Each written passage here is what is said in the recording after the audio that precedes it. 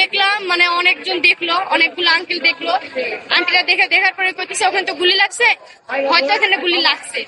পরে ওটা ভালো করে দেখার পরে দেখলো হ্যাঁ গুলির মতো একটা চিত্র। আচ্ছা, আপনার নানি কোথায় বসেছিল না, বাচ্চাটাকে নিয়ে ভুল করে ওই রাস্তা না যে এই রাস্তা দিয়ে নিয়ে গেছে, মানে মনে ভুলে গেছে যে রাস্তা কোনটা নিয়ে যায়। কোথায় আছে? এখন হাসপাতালে নিয়ে গেছে। তার অবস্থা কেমন? এখন তার অবস্থা মোটামুটি ভালো না, মানে ব্যথা। কয়টা দিকে আসলে এই গুলির ঘটনাটা ঘটে? দিকে ঘটবে এরকম 5টা 6টা আসর নামাজে পড়ে এরকম।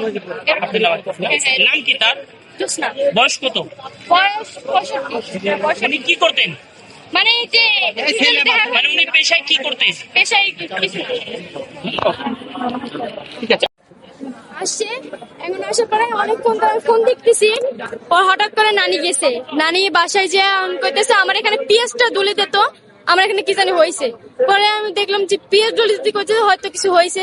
দেখি কি হয়েছে, পরে দেখার পর দেখি অনেক বড় আঘাত। আমি বলছি কি হয়েছে, কিছু করছে না অ্যাক্সিডেন্ট করছো? তো কইছে না কিছু হয় না, অ্যাক্সিডেন্ট করি নাই, কে জানি কি মারছে, এই জায়গায় এসে লাগছে ধপ করে। আমি বলছি কি তুমি আম্মুকে বলছো? তো কই না আম্মুকে বলি নাই তো। আমি কইছি কি আচ্ছা দাঁড়াও ওই জায়গায়। পরে আম্মু আর আব্বুকে ডাকতে আসছি।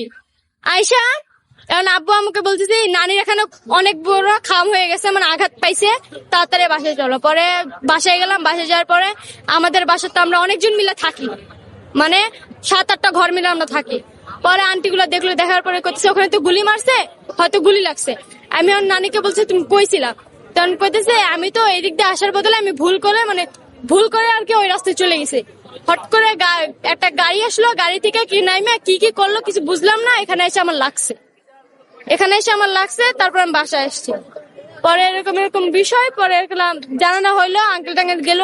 যাওয়ার পরে এখন সবাই মিলে হাসপাতালে নিয়ে গেছে তাকে। পায়ে গুলি লাগছে? হ্যাঁ, পায়ে গুলি লাগছে।